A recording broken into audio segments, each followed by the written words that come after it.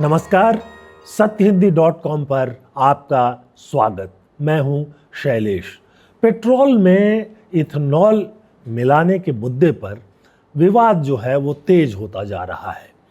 Social media पर जहां भी जाएं, कोई ना कोई वीडियो रोज दिखाई देता है जिसमें ये कहा जा रहा है कि पेट्रोल में इथेनॉल मिलाने के चलते उनकी गाड़ियां बार बार खराब हो रही हैं, बार बार सर्विस की ज़रूरत हो रही है और कई पार्ट्स जो हैं वो भी ख़राब हो रहे हैं और इसके साथ साथ उनका माइलेज कम हो गया है।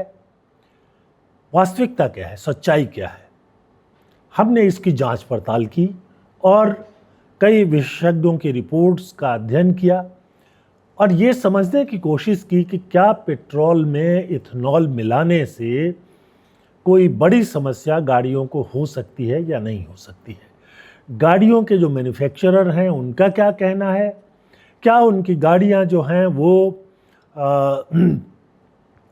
इथेनॉल मिले पेट्रोल के लिए बनी है। यहाँ हम ये साफ कर दें कि भारत सरकार ने सभी पेट्रोल में 20% इथेनॉल मिलाने का फैसला कर लिया है। जगह जगह आप जब पेट्रोल पंप पर जाएंगे तो वहाँ जो मशीनें लगी हैं उसमें या जिस पाइप से आपको पेट्रोल दिया जाता है उस पर E20 लिखा हुआ मिलेगा। इसका मतलब है कि उस पेट्रोल में 20% इथेनॉल मिला हुआ है। विवाद ये भी है कि परिवहन मंत्री गडकरी आखिरकार इथेनॉल की इतनी ज़्यादा वकालत क्यों कर रहे हैं? क्या सचमुच उनका कोई निजी स्वार्थ है? इस पर भी बात करेंगे। गाड़ियों के जो मैन्युफैक्चरर हैं वो क्या कह रहे हैं, इस पर भी बात करेंगे और लोग जो शिकायत कर रहे हैं वो सही है या नहीं, इस पर भी बात करेंगे।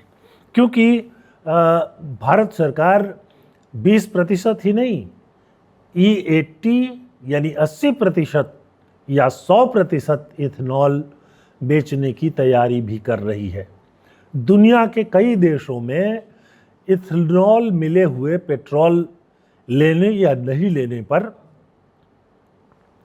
ग्राहकों को खुद फैसला करने की छूट दी जाती है। यानी पेट्रोल पंप पर आप जाएंगे तो इथेनॉल मिला हुआ पेट्रोल भी आपको मिलेगा। इथेनॉल 5% मिला है या 10% मिला है या 20% मिला है, उसकी जानकारी भी होगी और शुद्ध पेट्रोल भी होगा। तो इससे आप ये तय कर सकते हैं कि आपको इथेनॉल वाला पेट्रोल लेना है या नहीं। आपकी गाड़ी इथेनॉल वाले पेट्रोल के लिए बनी है कि नहीं, ये सबसे बड़ा सवाल है। और दुनिया के दूसरे देश, विकसित देश जो हैं, जब आपको विकल्प दे रहे हैं कि आप चाहें तो इथेनॉल वाले पेट्रोल लें और चाहें तो शुद्ध पेट्रोल लें, तो भारत में ये सुविधा क्यों नहीं दी जा रही है? क्यों सभी लोगों को इथेनॉल वाला पेट्रोल ही भरने के लिए मजबूर किया जा रहा है?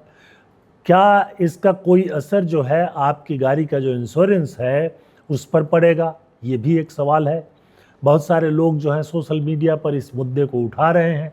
बहुत सारे लोग ये कह रहे हैं कि जो इथेनॉल मिला हुआ पेट्रोल बेचा जा रहा है उसमें कई तरह के कचरे मौजूद हैं जिससे गाड़ियां जल्दी ख़राब हो रही हैं, उसके इंजन पे असर आ रहा है। ये सारे मुद्दे जो हैं वो ऐसे हैं जिनकी परख करने की निश्चित तौर पर ज़रूरत है।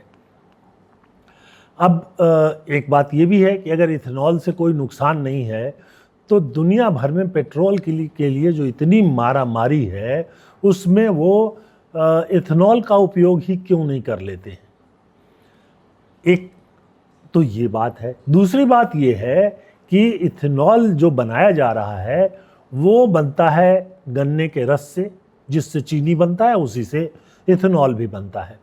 उसके बाद जो कुछ और तरीके हैं उसमें मक्का यानी मेज़, ये जो भुट्टा आप कहते हैं, मकई, उससे एथेनॉल बनाया जाता है। और तीसरा है चावल। तो ये 3 मुख्य फसलें हैं जिनसे इथेनॉल बनाया जाता है।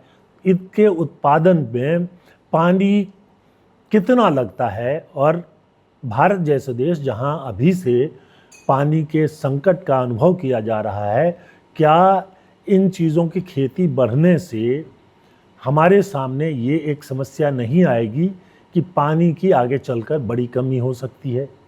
पानी को रोक कर रखने का इंतज़ाम तो हो ही नहीं रहा है। अब ये अलग बात है कि इन दिनों मुंबई से वीडियो आ रहे हैं जिसमें सड़कों पर भी पानी जाम है, लेकिन ये बीसों साल पुरानी बीमारी है। मुंबई में भी ये व्यवस्था नहीं की गई कि इस तरह से जो बरसात में पानी आ जाता है उसको कहीं पर जमा किया जाए। अब सबसे पहले ये देखते हैं कि E20 पेट्रोल यानी ऐसा पेट्रोल जिसमें 20% तक इथेनॉल मिला हुआ है, उसके उपयोग से गाड़ियों में क्या क्या समस्या आ रही हैं जिनकी शिकायत बार बार हो रही है। पहली बात तो ये आ रही है कि गाड़ियों का जो माइलेज है उसमें करीब करीब 2.7% तक की कमी आ रही है। यानी आपकी गाड़ी अगर 1 लीटर पेट्रोल में 24 किलोमीटर पहले चल रही थी तो 2.7 किलोमीटर यानी करीब करीब 2.25 किलोमीटर कम चलेगी। यानी करीब करीब आपकी गाड़ी का एवरेज जो है वो 24 की जगह 21 रह जाएगा। हालांकि सरकार कहती है कि 2.4% तक की कमी आ सकती है। अब सवाल ये उठता है कि जब सरकार को ये पता है कि 2.4% यानी 2.5% की ही कमी आ सकती है माइलेज में प्रति लीटर, तो फिर ये उपभोक्ताओं पर क्यों थोपा जा रहा है? पेट्रोल की कीमत तो कम नहीं की गई। यहाँ तक कि दुनिया के बाज़ार में जो क्रूड ऑयल है, कच्चा तेल है जिससे कि पेट्रोल बनाया जाता है, उसकी कीमत कम होने के बाद भी भारत में पेट्रोल की कीमत कम नहीं की गई, जबकि बढ़ने पर अभी हाल में बढ़ा दिया गया था। अब पेट्रोलियम मंत्री ने ये कहा है कि जब बढ़ाया नहीं गया था तब पेट्रोलियम कंपनियों को जो नुकसान हुआ था उसकी भरपाई के लिए अभी थोड़े समय तक पेट्रोल की कीमत कम नहीं की जाएगी। ये एक बात और है कि कुछ प्राइवेट कंपनियों ने ज़रूर अपने पेट्रोल की कीमत कम कर दी है, अभी कल परसों में ही उन्होंने घोषणा की है। तो भाई जब एवरेज कम हो रहा है तो पेट्रोल की कीमत कम लगनी चाहिए। चलिए, एक बात तो ये हुई, पर सरकार जो है एवरेज कम होने के बावजूद पेट्रोल की कीमत कम करने के लिए तैयार नहीं है। बहरहाल आगे पीछे कम किया जा सकता है, लेकिन क्या ये जो एवरेज कम हो रहा है उसका फ़ायदा भी उपभोक्ता को मिलेगा? अब इसके बाद ये कहा जा रहा है कि जो इंजन हैं और कई पार्ट्स हैं उन पर असर हो रहा है। अब यहाँ पर एक महत्वपूर्ण बात ये है कि जो गाड़ियाँ ज़्यादातर जो गाड़ियाँ 2023 से पहले बनी हैं, वो गाड़ियाँ जो है वो इथेनॉल मिले हुए पेट्रोल से चलने के लिए बनी नहीं है। इथेनॉल जो है कई पार्ट्स पर काफ़ी बुरा असर डालता है। जैसे रबर का जो सील लगाया जाता है इवन इंजन में और कई जगहों पर, उस पर गास्केट्स लगते हैं उस पर। उसके अलावा जो फ्यूल लाइंस हैं उसमें, फ्यूल पंप में इजेक्टर्स जो होते हैं वो, इन सब में जहां रबर पार्ट्स होता है और जो और भी कुछ दूसरे पार्ट्स हैं उसमें इथेनॉल जो है वो क्षरण पैदा करता है, यानी उसको खाना शुरू कर देता है और उसकी ज़िंदगी कम हो जाती है।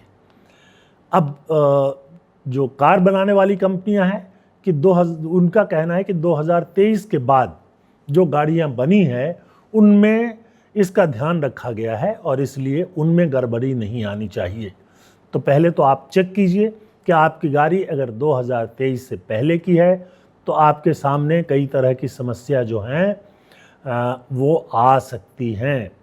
इंजेक्टर में प्रॉब्लम आ सकता है, ईंधन पंप जो होता है वो फेल हो सकता है और आपके रख रखाव का खर्च जो है वो भी बढ़ सकता है। जो 23 के बाद यानी 24, 25 और 26 में जो बनी है गाड़ियां, उनके बारे में कई मैन्युफैक्चरर्स ने कहा है कि वो इसके लिए तैयार है। कुछ गाड़ियां, कुछ मैन्युफैक्चरर्स की थोड़ी सी गाड़ियां ऐसी हैं जिसके बारे में वो कह रहे हैं कि 2009 के बाद उन्होंने तैयारी शुरू की थी, और कुछ मॉडल जो हैं उसमें इसकी व्यवस्था की गई है। अब इसमें एक और चीज़ें जो बताई जा रही है कि जो इंजन की ताकत होती है वो भी कम हो जाती है इसके चलते, और पुराने जो बाइक हैं या जैसे कि मोटरसाइकिल हैं या स्कूटर हैं, उनमें ज़्यादा समस्या आ सकती है। और जो एक सर्वे भी हुआ था उसमें 2022 या उससे पहले की गाड़ियों के मालिकों में से करीब करीब 28% ने ये कहा कि रिपेयर का खर्च जो है बढ़ गया है। जो नई गाड़ियां हैं 2023 के बाद, उसके बारे में ये कहा जा रहा है कि वो कॉम्पेटेबल हैं, लेकिन ज़्यादातर गाड़ियां भारत में पुरानी ही चल रही हैं। आप समझ लीजिए कि जो गाड़ियां हैं उनका लाइफ 15 साल तो तय किया हुआ है, यानी इस समय जो है वो 2010 की बनी हुई गाड़ियां भी चल रही हैं। 2010 से लेकर के 2023 तक की गाड़ियां जो हैं वो बाज़ार में हैं, और जाहिर है कि उनकी संख्या ज़्यादा है, इसलिए बहुत ज़्यादा लोगों को ये जो नुकसान है वो देख सकते हैं।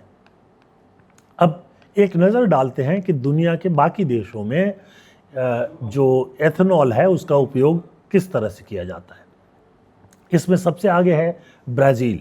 वहाँ पर E20 और E27 स्टैंडर्ड फ्लेक्स फ्यूल का इस्तेमाल किया जाता है। ये फ्लेक्स फ्यूल जो है इथेनॉल वाली गाड़ियों को ही कहा जाता है, और ये प्रयोग जो है वो ब्राज़ील में 1970 के बाद से ही शुरू हो गया था।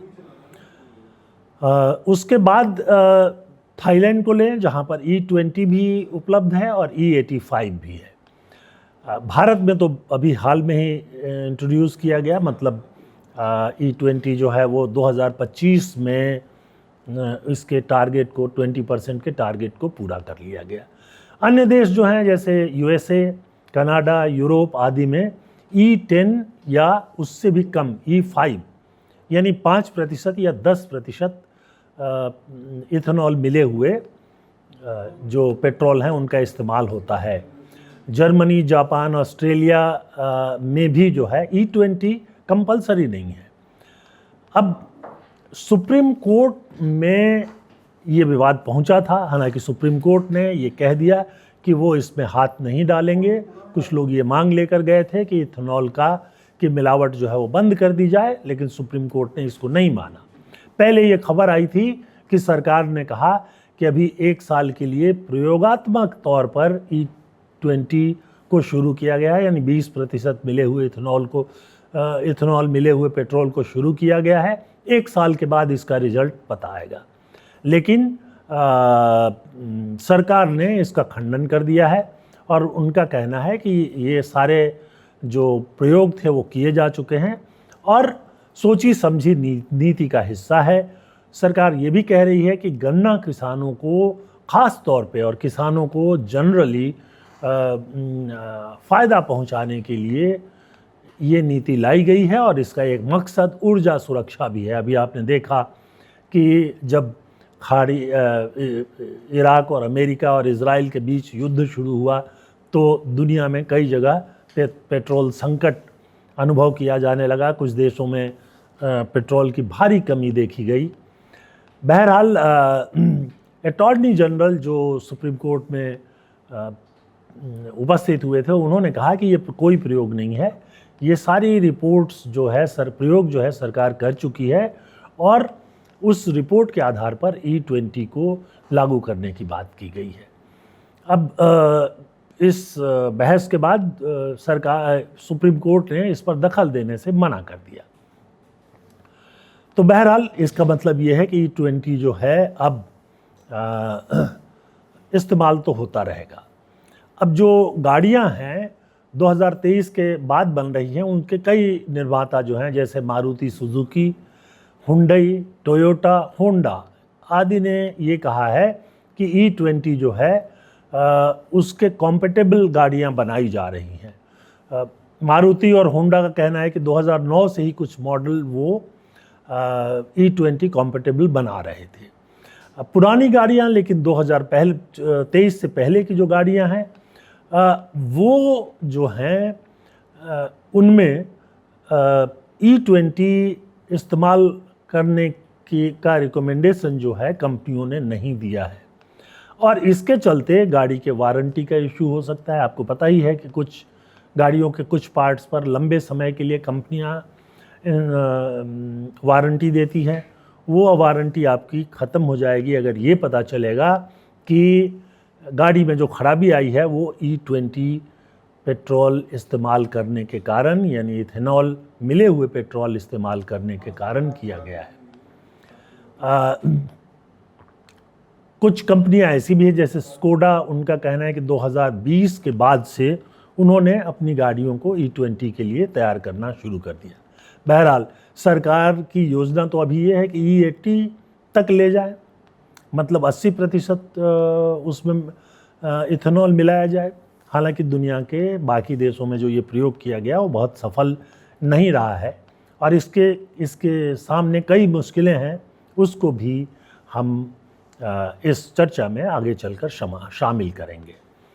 अब एक सवाल ये भी उठ रहा है कि क्या हमारे जो मंत्री लोग हैं अभी केंद्र सरकार में, या विधायक या सांसद हैं, उनका कोई संबंध इसमें है। अब इसमें हमने जो छानबीन की तो उससे पता एक ही नाम सामने आया, वो है नितिन गडकरी के बेटे निखिल गडकरी, और उनकी एक कंपनी है, एग्रो कंपनी है, वो एथेनॉल भी बनाती है, और ये कहा जा रहा है कि एथेनॉल की बिक्री के कारण उनकी कंपनी का जो टर्नओवर जो है वो बड़ी तेज़ी से बढ़ा। जो टर्नओवर 17 करोड़ का था वो 500 करोड़ तक पहुंच गया है। उनका शेयर प्राइस जो है कंपनी का वो भी 10 गुना बढ़ गया है। तो इन गडकरी के बेटे सारंग गडकरी जो हैं उनका कुछ एथेनॉल बनाने वाली कंपनियों में शेयर है, या वो उसके मालिक हैं।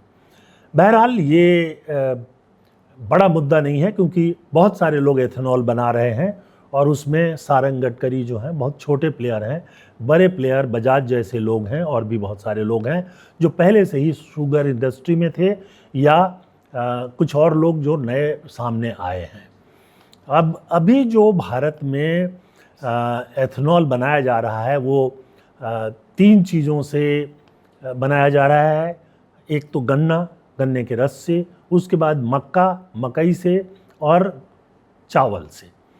अब इसमें जो अगर आप इसको देखें तो 1 लीटर एथेनॉल बनाने में, ख़ासतौर पे गन्ना से जो है, वो हज़ारों लीटर पेट्रोल का पानी का उपयोग होता है। यानी आपको पता ही है कि गन्ना का उत्पादन जो है उसके लिए पानी बहुत ज़्यादा चाहिए, और गन्ना का उत्पादन, धान का उत्पादन भी उन्हीं इलाकों में होता है जहां बहुत ज़्यादा पानी उपलब्ध है, और उसी सीज़न में बोया जाता है जब पानी हो। जैसे धान की बुआई अब शुरू होगी जब बारिश होने लगी है। तो एक समस्या तो पानी की आ सकती है। उसके बाद जिन कंपनियों में एथेनॉल बनाया जाता है उनके पानी में भी बदबू और गंदगी बहुत रह जाती है, जो कि बहुत से जगहों से ये खबरें आ रही हैं कि उनका जो है ट्रीटमेंट नहीं किया जा रहा है, जिससे ये जो इलाके हैं जहाँ ये फैक्ट्रियाँ हैं वहाँ कई तरह की समस्याएं आ रही हैं। उसके अलावा फैक्ट्रियों के चलते जो वायु प्रदूषण है वो तो है ही, यानी गाड़ियों से वायु प्रदूषण में कुछ हद तक कमी होगी, और इथेनॉल बनाने में प्रदूषण जो है वो बढ़ जाएगा। तो ये जो समस्या है वो समस्या कई जगहों पर देख रहे हैं। मेघालय में तो एक जगह ये चर्चा हो रही है कि काफ़ी ज़्यादा पॉल्यूशन बढ़ गया है। हालांकि वहाँ सिर्फ एथेनॉल की कंपनी नहीं है, 11 करीब 80 दूसरी कंपनियां भी जो हैं वो ये बारिन हाट जो जगह है मेघालय में, वो वहाँ पर और भी कंपनियां हैं इसके चलते बढ़ रही हैं। वहाँ डिस्टिलरी भी है, सीमेंट फैक्ट्री भी है। तो जो भी हो, लेकिन इथेनॉल बनाने वाली फैक्ट्रियां जो हैं वो भी वायु प्रदूषण को बढ़ा रही हैं, क्योंकि हमारे यहाँ जो फैक्ट्रियां हैं उसमें जो कार्बन और दूसरी चीज़ें जाती हैं उनको फिल्टर करने की कोई व्यवस्था नहीं है, और ये काफ़ी महंगा काम भी है, इसलिए ज़्यादातर कंपनियां जो हैं ये नहीं करती हैं। वो धुआं जो है सीधे आसमान में जाता है, जैसे गाड़ियों का धुआं आसमान में जाता है। हालांकि बहुत सारी टेक्नोलॉजी आ चुकी है कि जो धुआं निकलता है उसको भी साफ़ किया जा सकता है, पर अभी ज़्यादातर कंपनियां भारत में करती नहीं है। उसका खर्चा कौन उठाए, ये एक बड़ा सवाल बना हुआ है। ये तो एक स्थिति है ही। इसके चलते स्थानीय लोगों और इथेनॉल बनाने वाली कंपनियों के बीच कई तरह के विवाद जो है वो भी सामने आ रहे हैं, और इससे जो है एक अलग तरह की समस्या आगे चल के और पैदा हो सकती है, क्योंकि 80% अगर इथेनॉल मिलाना चाहेंगे आप, तो इसका मतलब ये है कि और बड़े पैमाने पर इथेनॉल का उत्पादन होगा। और फिर क्या चीनी की कमी हो सकती है क्या, क्योंकि इथेनॉल में ऐसा कहा जा रहा है कि चीनी उत्पादन से ज़्यादा फ़ायदा उनको इथेनॉल में होता है। और तो जो मक्का है, गन्ना है, मक्का है और चावल है, उसके बारे में भी यही कहा जा रहा है। तो बहुत सारे राज्य जो हैं उनमें ये समस्या आएंगी। उत्तर प्रदेश सबसे बड़ा राज्य है और सबसे ज़्यादा चीनी का उत्पादन वहाँ होता है। महाराष्ट्र है, कर्नाटक, तमिलनाडु, आंध्र प्रदेश, तेलंगाना, और कुछ राज्यों में इनमें ग्रेन बेस्ड यानी मक्का और चावल से बनाया जा रहा है, वो भी आ ही सकता है। अब इसमें एक बात, जब एथेनॉल मिलाने की शुरुआत की गई थी तब ये कहा गया था कि इससे पेट्रोल की कीमत सस्ती हो जाएगी, क्योंकि एथेनॉल की कीमत बहुत कम है। 3-4 साल पहले के आंकड़ों को अगर देखें तो ये 10-15 रुपए प्रति लीटर के हिसाब से बिकता था इथेनॉल, क्योंकि वो एक तरह से चीनी मिलों का बाय प्रोडक्ट था और उसका उपयोग आमतौर पे कुछ तरह के शराब बनाने में होता था। अब जो हमारी सरकार ने रेट तय किया है उसमें हैवी मोलेसिस जो हैं उसकी कीमत तय की है कोई 67 रुपये 68 रुपये के आसपास।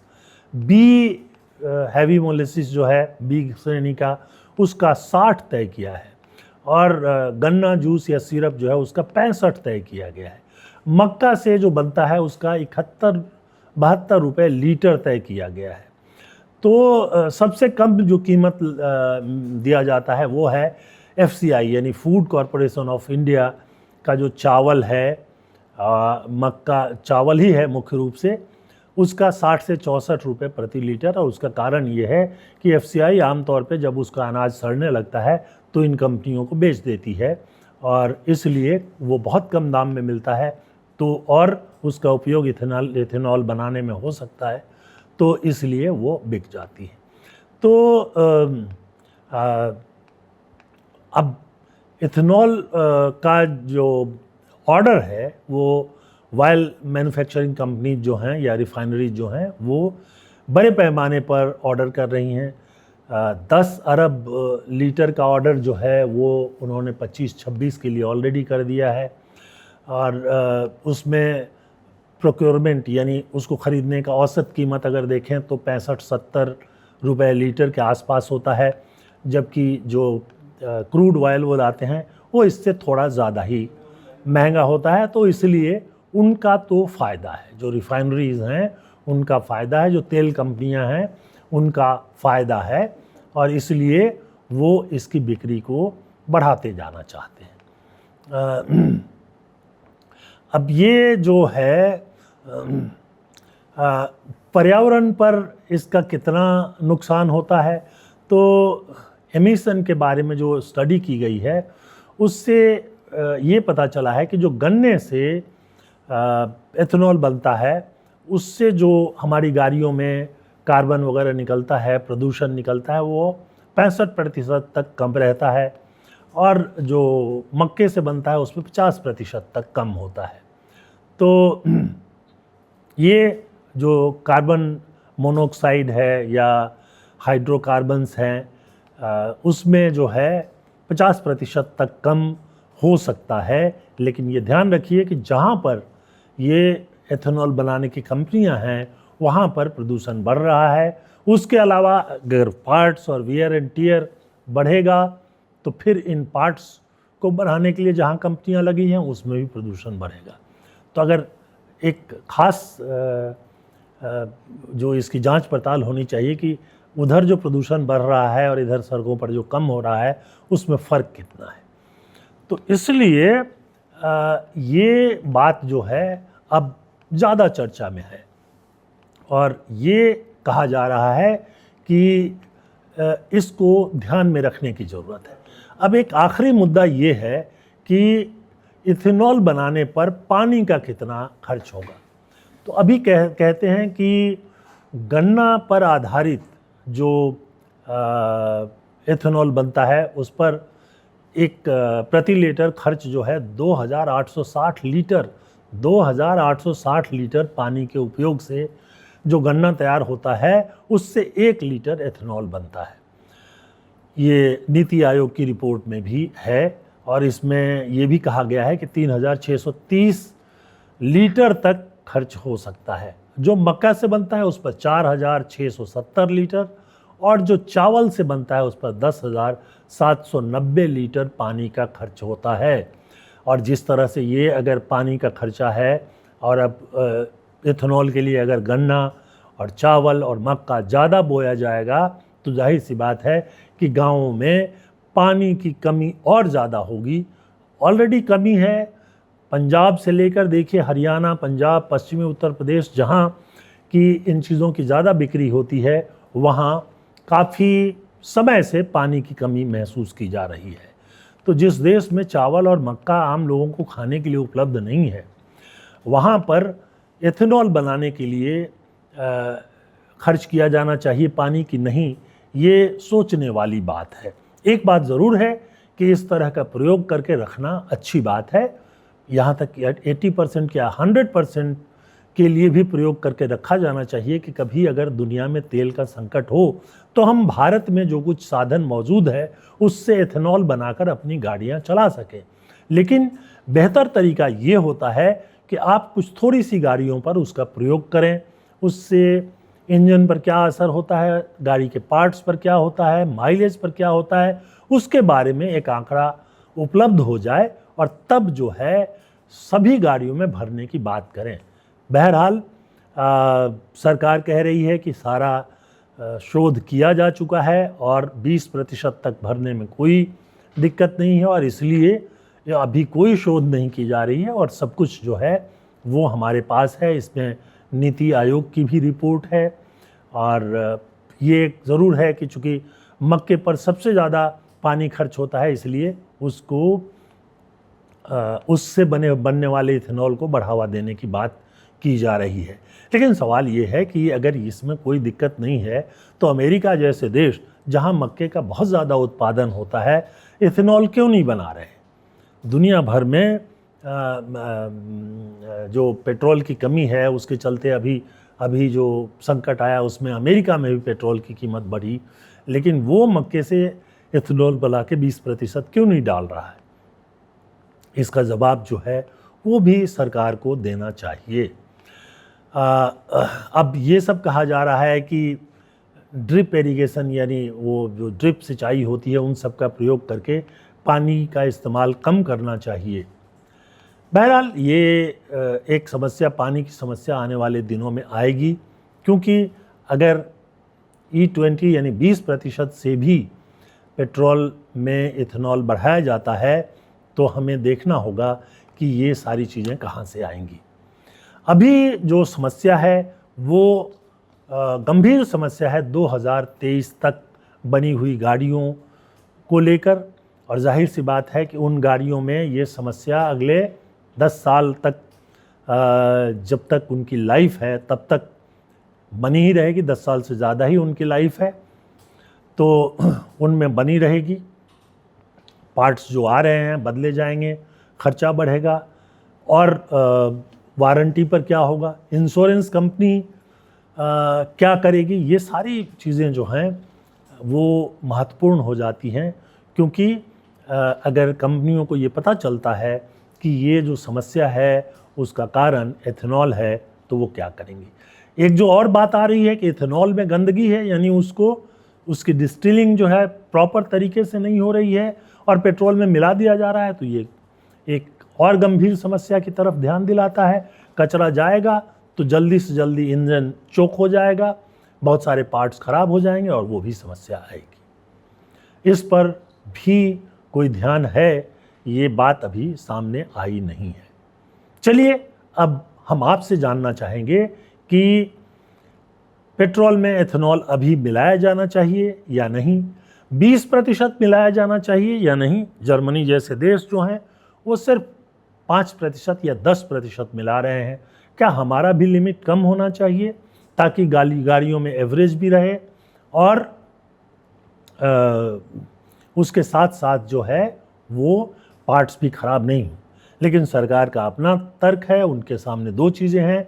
यानी उनका कहना है कि एथेनॉल अगर मिलाया जाएगा तो पेट्रोल का आयात कम हो जाएगा, उसके चलते विदेशी मुद्रा जो है उसकी बचत होगी और गन्ना, धान और मक्के की खेती से किसानों की आमदनी बढ़ जाएगी। ये दो मुद्दे तो हैं, लेकिन गाड़ियों का क्या होगा, प्रदूषण का क्या होगा जो इन कंपनियों से बनती है, इसका जवाब अभी साफ तौर पर नहीं आया है। आप क्या सोचते हैं, कमेंट सेक्शन में आकर के हमें ज़रूर बताइए, ताकि हम आपको और भी बेहतर ढंग से बहुत से मुद्दों पर चीज़ों को रख सकें। एक अनुरोध ये भी है कि हमारे जो प्रोग्राम हैं उनको लाइक कीजिए और चैनल को सब्सक्राइब कर लीजिए, इससे हमारी बड़ी मदद होती है। हमारा सत्य हिंदी का ऐप आ चुका है और अगर अभी तक आपने डाउनलोड नहीं किया है तो तुरंत कर लें, आप बेहतर ढंग से प्रोग्राम देख पाएंगे। इसके साथ साथ सत्य हिंदी में सदस्यता अभियान अभी भी जारी है। अगर आप हमारी मदद करना चाहते हैं तो सदस्यता ग्रहण कर लीजिए। आज के लिए बस इतना ही। बहुत बहुत धन्यवाद। नमस्कार।